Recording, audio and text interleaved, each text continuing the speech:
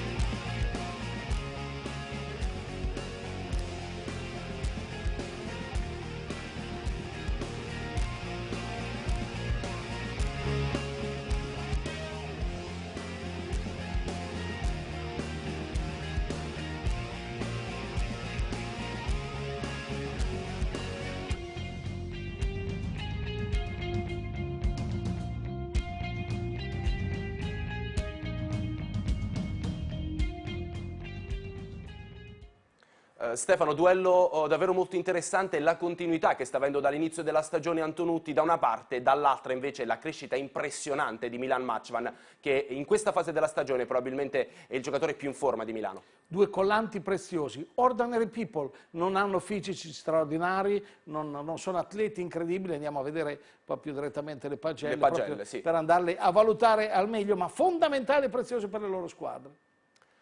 Pagelle che vedono equilibrio ma fino ad un certo punto, eccole qui.